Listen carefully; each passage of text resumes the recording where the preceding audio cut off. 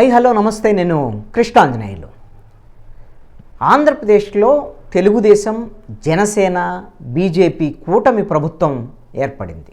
ముఖ్యమంత్రిగా చంద్రబాబు నాయుడు ప్రమాణ స్వీకారం చేశారు. పవన్ కళ్యాణ్తో పాటుగా 24 మంది మంత్రులు కూడా ప్రమాణ స్వీకారం చేశారు.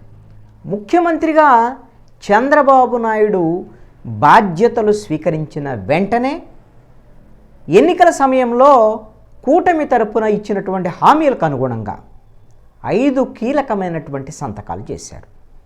అంటే రాష్ట్ర ప్రజలకి కూటమి తరపున ఇచ్చినటువంటి హామీలని నెరవేర్చడానికి అవసరమైనటువంటి ప్రయత్నాన్ని ప్రభుత్వం వెంటనే ప్రారంభించింది. ఇది ఒక మంచి పరిణామం.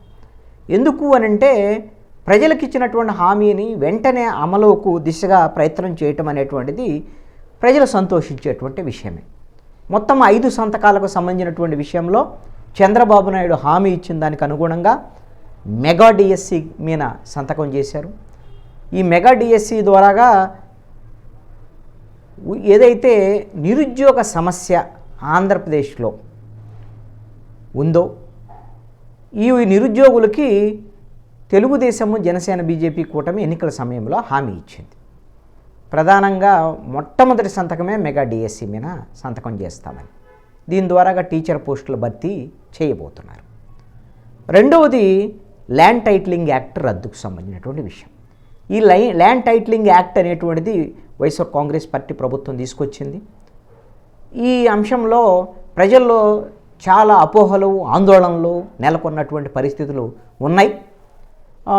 ఏదైతే సర్వే రాళ్ల మీద ముఖ్యమంత్రి జగన్మోహన్ రెడ్డి బొమ్మ వేసుకోవటం, అదేవిధంగా ల్యాండ్ డాక్యుమెంట్స్ మీద కూడా ముఖ్యమంత్రి జగన్మోహన్ రెడ్డి బొమ్మ వేసుకోవటం అనేటువంటి దాని మీద ప్రతిపక్ష పార్టీలు కొంత ఆందోళన వ్యక్తం చేశాయి.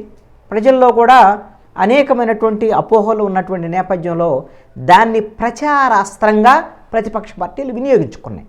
ఖచ్చితంగా వైఎస్ఆర్ కాంగ్రెస్ పార్టీ ఓటమిలో ఈ ల్యాండ్ టైటిలింగ్ యాక్ట్కు సంబంధించినటువంటి అంశం కూడా కీలకంగా మారినటువంటి పరిస్థితి ఉంది. అందుకనే ఈ ల్యాండ్ టైటిలింగ్ యాక్ట్ని రద్దు చేస్తాము అనేటువంటి విధంగా హామీ ఇచ్చిన దాని మీద 2వ సంతకం చేశారు చంద్రబాబు నాయుడు.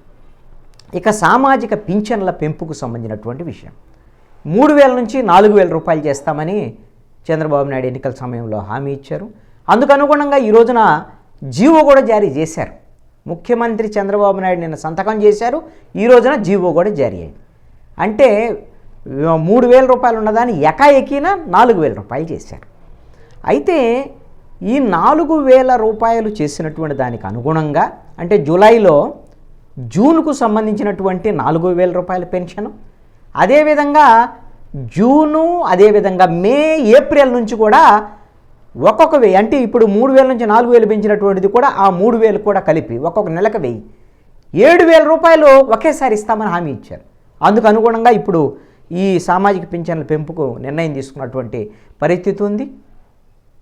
అదేవిధంగా ఎస్సీ, ఎస్టీ, బీసీ మైనారిటీలకు సంబంధించినటువంటి వాళ్ళకి 50 ఏళ్లకే పెన్షన్ ఇచ్చేటువంటి విధంగా ఈ సామాజిక పింఛన్ ఇచ్చేటువంటి విధంగా కూడా నిర్ణయం తీసుకున్నటువంటి పరిస్థితి ఉంది. మీరు ఒక్కసారి గమనిస్తే ఈ రోజున తెలుగుదేశం ప్రభుత్వం చాలా స్పష్టంగా చెప్తున్నటువంటి అంశం ఏమిటంటే ఈ సామాజిక పింఛన్లకు సంబంధించినటువంటి విషయంలో ఎన్టీ రామారావు మొట్టమొదటిసారి ఈ నిర్ణయం తీసుకున్నారు. పింఛన్లకు సంబంధించి అంటే బహుశా 15 రూపాయలతో పింఛను మొదలైనటువంటిది.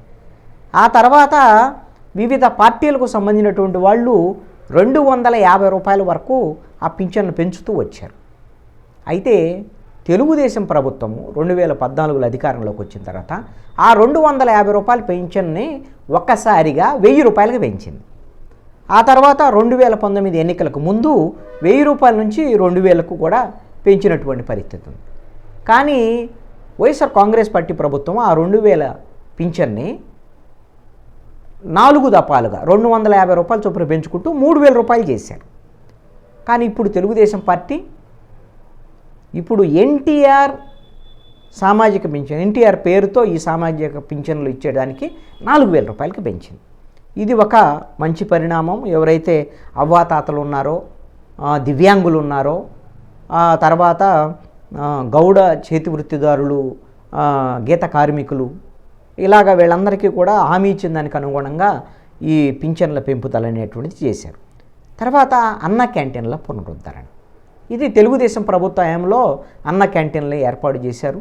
చాలా చోట్ల ఇప్పుడు వ్యవసాయ మార్కెట్ కమిటీల దగ్గర ఈ విధంగా కొంతమంది రైతు కూలీలు అంటే అడ్డా కూలీలు, పేదవాళ్ళుగా ఉండేటువంటి వాళ్ళందరికీ ఈ అన్న క్యాంటీన్ల ద్వారాగా భోజనం అందించేటువంటి కార్యక్రమాన్ని తెలుగుదేశం ప్రభుత్వం తీసుకున్నది 2014 నుంచి 19 వరకు. ఇది వైఎస్ఆర్ కాంగ్రెస్ పార్టీ ప్రభుత్వ హయాంలో దీన్ని నిలుపుదల చేసినటువంటి పరిస్థితి ఉంది. దీన్ని పునరుద్ధరిస్తామని తెలుగుదేశం పార్టీ, జనసేన, బీజేపీ కూటమి హామీ ఇచ్చింది. దానికి అనుగుణంగా ఇప్పుడు నిర్ణయం తీసుకున్నారు. ఇక 5వ సంతకము నైపుణ్య శిక్షణ. ఈ నైపుణ్య శిక్షణతో పాటుగా నైపుణ్య గణన శిక్షణ ముందు దానికన్నా ముందుగా నైపుణ్య గణన, ఈ స్కిల్కి సంబంధించినటువంటి సెన్సెస్ తీయటం, ఇది చాలా కీలకమైనటువంటిది. బహుశా భారతదేశ చరిత్రలో ఆంధ్రప్రదేశ్ మొట్టమొదటిసారిగా ఈ నిర్ణయం తీసుకుంది. అంటే చంద్రబాబు నాయుడు యొక్క దూరదృష్టి, అంటే ఉద్యోగాల కల్పనకు సంబంధించినటువంటి విషయం కానీ ఇవన్నీ చేయాలి అన్నా కూడా ఈ నైపుణ్య గణన అనేటువంటి అసలు ఆంధ్రప్రదేశ్లో ఎంతమంది యువకులు ఉన్నారు, ఆ యువకుల్లో ఎంత చదువుకున్నటువంటి వాళ్ళు ఉన్నారు ఏమిటి, అదే క్రమంలో ఆ చదువుకున్నటువంటి వాళ్ళలో కూడా వాళ్ళకున్న స్కిల్స్ ఏమిటి. అంటే సపోజు 10th ఇంటర్మీడియట్తో నిలుపుదల చేసినటువంటి వాళ్ళు ఉంటారు, వాళ్ళకి అదనంగా కొన్ని స్కిల్స్ ఉంటాయి. ఇప్పుడు ఐటీఐ కానీ ఇలాంటి వాటిల్లో ఎలక్ట్రీషియను ఇలాంటి స్కిల్స్ ఉంటాయి.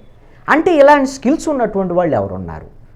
ఈ స్కిల్స్ లేకపోతే మినిమం చదువుకొని వాళ్ళకి నైపుణ్యానికి సంబంధించినటువంటి శిక్షణ ఎంతమందికి ఇవ్వడానికి అవకాశం ఉంది అనేటువంటిది ఈ గణన చేయటం ద్వారాగా ఉపయోగం ఏంటంటే ఈ నిరుద్యోగులకి వాళ్ళకుండేటువంటి నైపుణ్యానికి అనుగుణంగా వాళ్ళకు ఉపాధి అవకాశాలు కల్పించడానికి అవకాశం ఉంటుంది. ఇది ఒక ఎత్తు. రెండవ కీలకమైనటువంటి అంశం ఏమిటంటే ఎవరైనా సరే ఆంధ్రప్రదేశ్లో పెట్టుబడులు పెట్టడానికి పారిశ్రామికవేత్తలు ముందుకు వచ్చి పరిశ్రమలగిన ఏర్పాటు చేస్తే వాళ్ళు మొట్టమొదట అడిగేటువంటి ప్రశ్న ఏమిటి? మాకు స్కిల్డ్ వర్కర్స్ కావాలి, అలాంటి పనిచేసే స్కిల్డ్ వర్కర్స్ కావాలి, పనిచేసేటువంటి విద్యావంతులు కావాలి, అసలు ఎందరున్నారు, మాకు పనికొచ్చేటువంటి వాళ్ళు మానవ వనరులు ఇక్కడ ఉన్నాయా లేవా అనేటువంటి దాని మీద వాళ్ళకి అనేకమైనటువంటి అనుమానాలు ఉంటాయి. ఆ విధంగా స్కిల్ వర్కర్స్ అందుబాటులో ఉన్న చోట, అదేవిధంగా భూములు, అదేవిధంగా ప్రభుత్వ సహకారం ఉన్న చోట పెట్టుబడులు పెట్టడానికి, పరిశ్రమలు ఏర్పాటు చేయడానికి పారిశ్రామికవేత్తలు ముందుకు వస్తారు. అలాంటి పరిస్థితుల్లో ఇప్పుడు ఆంధ్రప్రదేశ్లో ఉండేటువంటి యువకులకు సంబంధించినటువంటి వాళ్ళ చదువులేంటి, వాళ్ళకి నైపుణ్యం ఏమిటి, ఒకవేళ నైపుణ్యం లేకపోతే శిక్షణ ఇచ్చి వాళ్ళని సంసిద్ధులు చేయటం. దీని ద్వారాగా నైపుణ్యాలు కలిగినటువంటి వాళ్ళకేమో ఫలానా పరిశ్రమల్లో మీకు ఉద్యోగ అవకాశాలు ఉన్నాయి మీ నైపుణ్యానికి అనుగుణంగా అని వాళ్ళకి సమాచారం ఇచ్చి వాళ్ళకు ఉపాధి అవకాశాలు కల్పించవచ్చు. అదేవిధంగా ఆ పరిశ్రమల వాళ్ళకి మీకు మా దగ్గర ఈ విధమైనటువంటి నైపుణ్యం కలిగినటువంటి యువకులు ఉన్నారు, మీరు ఉపాధి అవకాశాలు కల్పించండి అని ప్రభుత్వం ద్వారాగా వాళ్ళకి ఏర్పాటు చేయాలి. దీని ద్వారాగా పరిశ్రమలు ఎక్కువగా రావడానికి అవకాశం ఉంటుంది. అదేవిధంగా యువకులకి ఉపాధి అవకాశాలు పెరిగేదానికి అవకాశం ఉంటుంది. ఇది భారతదేశంలో మొట్టమొదటిసారి ముఖ్యమంత్రి చంద్రబాబు నాయుడు ప్రభుత్వం తీసుకున్నటువంటి ఒక మంచి నిర్ణయంగా చెప్పుకోవచ్చు. మిగతా రాష్ట్రాలు దీన్ని ఆటోమేటిక్గా ఫాలో అవుతాయి. ఇలాంటిది ఒక మంచి నిర్ణయం కాబట్టి ఇది పారిశ్రామికవేత్తలకు ఉపయోగం, యువకులకు కూడా ఉపయోగం. ఇది ఈ రోజున చంద్రబాబు నాయుడు ప్రభుత్వము తాను ఎన్నికల సమయంలో ఇచ్చినటువంటి హామీలకు అనుగుణంగా 5 సంతకాలతో వాళ్ళు ప్రజల ముందుకి తమ హామీలను నిలబెట్టుకోవడానికి ముందుకు వచ్చారు. అయితే అందరూ అంటారు ఇవన్నీ హామీలను, ఇన్ని సంక్షేమ పథకాలు అమలు చేయాలంటే వీళ్ళకి నిధులు ఎలా వస్తాయి, అసలు ఇప్పటికే కొన్ని లక్షల కోట్లు అప్పులు చేసింది వైఎస్ఆర్ కాంగ్రెస్ పార్టీ ప్రభుత్వం, అది జీతాలు ఇవ్వలేకపోయింది, మరి వీళ్ళు కూడా అప్పులు చేస్తారా అనేటువంటి దాని మీద ఎవరైనా అంటే అనవచ్చు. ఇక్కడ కీలకమైనటువంటి అంశం ఏంటంటే చంద్రబాబు నాయుడు ఎన్నికల సమయంలో ఇచ్చినటువంటి హామీ ఏమిటంటే నేను సంపద సృష్టిస్తాను, సంక్షేమ పథకాలు అమలు చేస్తాను, డెవలప్మెంట్ కూడా చేస్తాను అని చెప్పారు. అయితే మరి సంపద ఎలా సృష్టిస్తారు ఏమిటి అనేటువంటి దాని మీద చంద్రబాబు నాయుడు ప్రభుత్వానికి కొంత సమయం ఇవ్వాలి. ఆ సమయం ఇచ్చిన తరువాత అసలు ఎలా సంపద సృష్టిస్తారు, ఏ విధంగా డెవలప్మెంట్ చేస్తారు, ఈ సంక్షేమ పథకాలను ఏ విధంగా ముందుకు తీసుకెళ్తారు అనేటువంటి దాని మీద ఏవైనా అభ్యంతరాలు ఉంటే వాళ్ళకి ఫెయిల్ అయితే మాత్రమే విమర్శలు చేయటం మాత్రం సబబు అనేటువంటిది మాత్రం ఒక గమనించాల్సినటువంటి అంశం. వాళ్ళు హామీలకు అనుగుణంగా ఎప్పుడైతే 5 సంతకాలతో చంద్రబాబు నాయుడు ముఖ్యమంత్రిగా ముందుకొచ్చారో ఖచ్చితంగా ఇది అభినందించాల్సినటువంటి అంశం. Thank you.